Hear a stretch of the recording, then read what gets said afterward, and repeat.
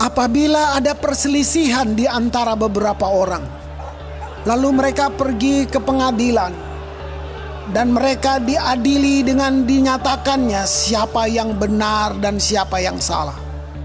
Maka jika orang yang bersalah itu layak dipukul, haruslah hakim menyuruh dia meniarap dan menyuruh orang memukul dia di depannya dengan sejumlah dera setimpal dengan kesalahannya. 40 kali harus orang itu dipukuli, jangan lebih, supaya jangan saudaramu menjadi rendah di matamu apabila ia dipukul lebih banyak lagi. Janganlah engkau memberangus mulut lembu yang sedang mengirik. Apabila orang-orang yang bersaudara tinggal bersama-sama, dan seorang daripada mereka mati dengan tidak meninggalkan anak laki-laki, maka janganlah istri orang yang mati itu kawin dengan orang di luar lingkungan keluarganya. Saudara suaminya haruslah menghampiri dia dan mengambil dia menjadi istrinya, dan dengan demikian melakukan kewajiban perkawinan ipar.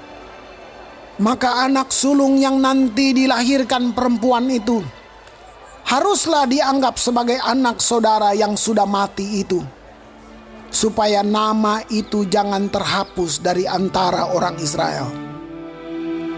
Tetapi jika orang itu tidak suka mengambil istri saudaranya, maka haruslah istri saudaranya itu pergi ke pintu gerbang menghadap para tua-tua serta berkata, "Iparku menolak menegakkan nama saudaranya di antara orang Israel.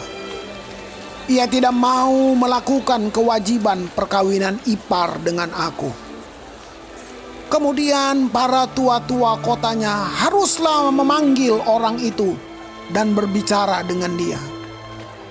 Jika ia tetap berpendirian dengan mengatakan, "Aku tidak suka mengambil dia sebagai istri," maka haruslah istri saudaranya itu datang kepadanya di hadapan para tua-tua, menanggalkan kasut orang itu dari kakinya, meludahi mukanya sambil menyatakan, "Beginilah harus dilakukan kepada orang yang tidak mau membangun keturunan saudaranya." Dan di antara orang Israel, namanya haruslah disebut kaum yang kasutnya ditanggalkan orang. Apabila dua orang berkelahi dan istri yang seorang datang mendekat untuk menolong suaminya dari tangan orang yang memukulnya, dan perempuan itu mengulurkan tangannya dan menangkap kemaluan orang itu, maka haruslah kau potong tangan perempuan itu. Janganlah engkau merasa sayang kepadanya. Janganlah ada di dalam pundi-pundimu dua macam batu timbangan, yang besar dan yang kecil. Janganlah ada di dalam rumahmu dua macam eva, yang besar dan yang kecil. Haruslah ada padamu batu timbangan yang utuh dan tepat. Haruslah ada padamu eva yang utuh dan tepat, supaya lanjut umurmu di tanah yang diberikan kepadamu oleh Tuhan Allahmu. Sebab setiap orang yang melakukan hal yang demikian, setiap orang yang berbuat curang, adalah kekejian bagi Tuhan Allahmu.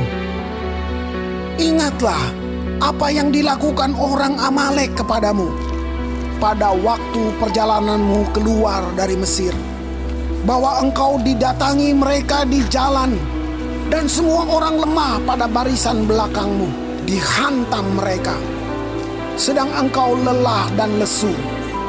Mereka tidak takut akan Allah. Maka apabila Tuhan Allahmu sudah mengaruniakan keamanan kepadamu daripada segala musuhmu di sekeliling, di negeri yang diberikan Tuhan Allahmu kepadamu untuk dimiliki sebagai milik pusaka, maka haruslah engkau menghapuskan ingatan kepada Amalek dari kolong langit. Janganlah lupa